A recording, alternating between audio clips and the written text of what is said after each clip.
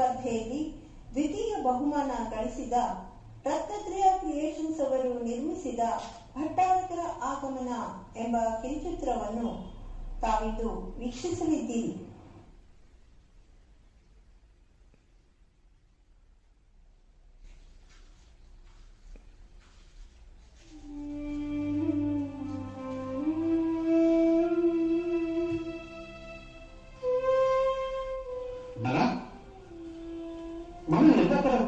ಎಲ್ಲೂ ಕಾಣಿಲ್ಲ.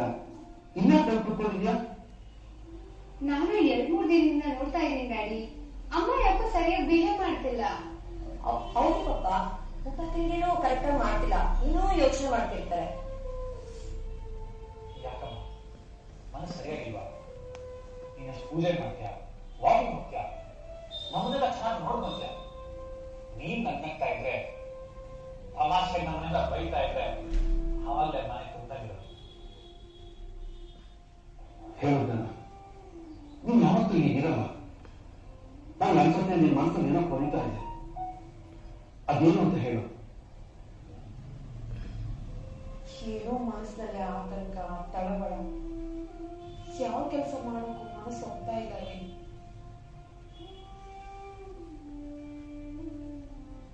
ಆ ಒತ್ತಡ ನಿನ್ ಮೇಲೆ, ಮಕ್ಕಳ ಮೇಲೆ ತೋರಿಸೋದ್ರಿಂದ, ಕೂಗಾಡೋದ್ರಿಂದ ಏನ್ ಚೆನ್ನಾಗಿರುತ್ತೆ ಹೇಳಿ? ಸರಿ, ಈಗ ಏನ್ ಮಾಡೋಣ ಅಂತ ಹೇಳ್ತೀಯ?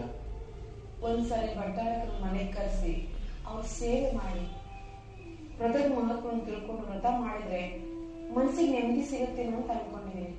ಇದಕ್ಕೆ ನೀವೇನ್ ಹೇಳ್ತೀರ? ಅಷ್ಟೇ ತಾನೆ, ಕರ್ಸಿದ್ರಾಯ್ತು ಬಿಡು. ಜ್ಞಾನ, ಒಟ್ಟಿನಲ್ಲಿ ನೀನ್ ಯಾವಾಗಲೂ ನಗ್ನಗ್ತಾ ಇರ್ಬೇಕು, ಅದೇ ನನ್ನ ಉದ್ದೇಶ.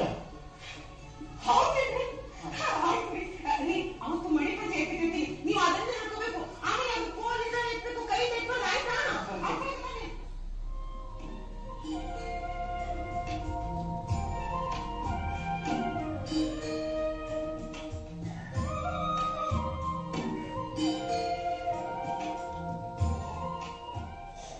ಭಟ್ಟಾರಕರ ಮನೆ ಕರೆಸಿ ಊಟ ಉಪಚಾರ ಹೇಗ್ ಮಾಡ್ಬೇಕು ಅಂತ ಗೊತ್ತಾಗದೆ ಅವ್ರ ಮನಸ್ಸಿಗೆ ಬಂದಂಗೆಲ್ಲ ಮಾಡ್ತಾರೆ.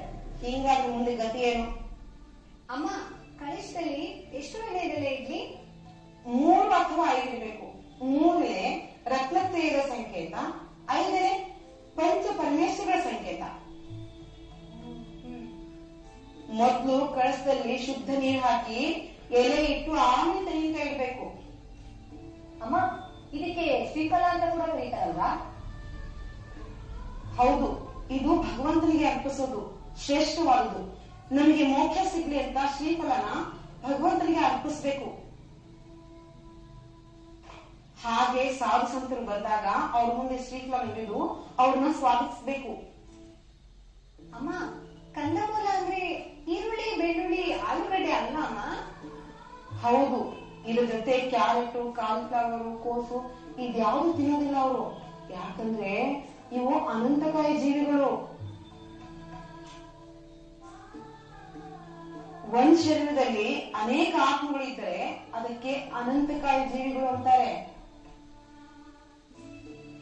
ಕಂದಮೂಲ ಸೇವಿಸೋದ್ರಿಂದ ಹಿಂಸೆ ಜಾಸ್ತಿ ಆಗತ್ತೆ. ಅದಕ್ಕೆ ನಮ್ ಧರ್ಮದಲ್ಲಿ ಇದನ್ನ ನಿಷೇಧ ಮಾಡಿದ್ದಾರೆ. ಅಮ್ಮ, ದಿಗಂಬರ ಮುನಿಗಳಿಗೂ ಭಟ್ಟಾರಕರಿಗೂ ಏನ್ ವ್ಯತ್ಯಾಸ? ದಿಗಂಬರ ಸ್ವಾಮಿಗಳು ನಗ್ನರು, ಅವ್ರ ಮೈ ಮೇಲೆ ಒಂದು ನೂಲಿನಷ್ಟು ಬಟ್ಟೆ ಇರೋದಿಲ್ಲ. ಭಟ್ಟಾರಕರು ಕೇಸರಿ ವಸ್ತ್ರಗಳನ್ನು ಧರಿಸಿರ್ತಾರೆ, ಅವರು ಮಠಾಧೀಶರಾಗಿರ್ತಾರೆ. ಮಠಕ್ಕೆ ಬಂದ ಭಕ್ತಾದಿಗಳನ್ನು ವಿಚಾರಿಸೋದು, ಅವ್ರಿಗೆ ಮಾರ್ಗದರ್ಶನ ಕೊಡೋದು ಇವ್ರ ಕರ್ತವ್ಯ ಆಗಿರುತ್ತೆ.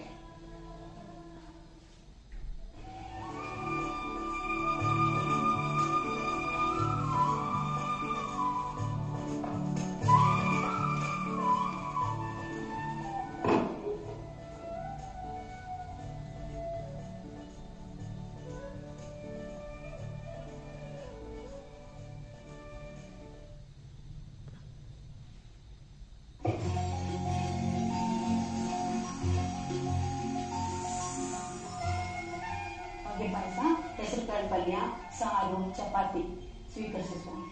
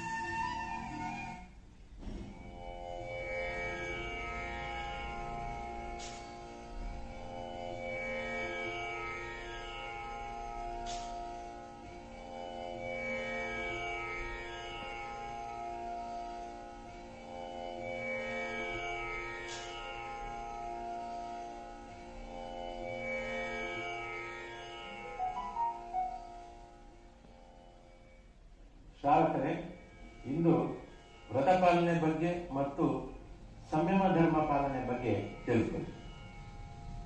ಮನಸ್ಸು ಮತ್ತು ಇಂದ್ರಿಯಗಳನ್ನು ನಿಗ್ರಹಿಸಿ ಕಷಾಯಗಳನ್ನು ದಮನ ಮಾಡಿ ಪರಿಗ್ರಹ ಭೋಗಗಳಲ್ಲಿ ಇಚ್ಛೆಯನ್ನ ಕಡಿಮೆ ಮಾಡುವುದೇ ಸಂಯಮ ಧರ್ಮ. ಇದರ ಸಾಧನೆಗಾಗಿ ವ್ರತ ನಿಯಮಗಳ ಪಾಲನೆ, ಸ್ವಾಧ್ಯಾಯ, ಧ್ಯಾನ, ತಪ ಮಾಡಬೇಕು. ಶ್ರಾವಕರು ಚಿಕ್ಕ ಚಿಕ್ಕ ವ್ರತಗಳನ್ನು ಸಂಕಲ್ಪ ಮಾಡಿ ಸಾಧನಾ ಮಾರ್ಗದಲ್ಲಿ ಸಾಗಬೇಕು. ಈ ವ್ರತದ ಫಲಗಳ ಬಗ್ಗೆ ನಾನೊಂದು ಚಿಕ್ಕ ಕಥೆ ಹೇಳ್ತೇನೆ, ಕೇಳಿ. ಜಂಬೂ ದ್ವೀಪದ ವಿಂಧ್ಯ ಪರ್ವತದಲ್ಲಿ ಕುಟಜ ಎಂಬ ವನದಲ್ಲಿ ಕದಿರಸಾರ ಎಂಬ ಕಿರಾತ ಅಂದರೆ ಬೇಡ ಇದ್ದ. ಒಂದು ದಿನ ಆ ವನಕ್ಕೆ ಸಮಾಧಿಗುಪ್ತ ಎಂಬ ಮುನಿಗಳು ಆಗಮಿಸಿದರು. ಅಲ್ಲಿಗೆ ಆ ಬೇಡ ಹೋಗಿ ನಮಸ್ಕರಿಸಿದ. ಅವರು ಅವನಿಗೆ ಆಶೀರ್ವದಿಸಿ ಧರ್ಮ ಸ್ವರೂಪವನ್ನ ಬಹಳ ಸರಳವಾಗಿ ಬೋಧನೆ ಮಾಡಿದರು.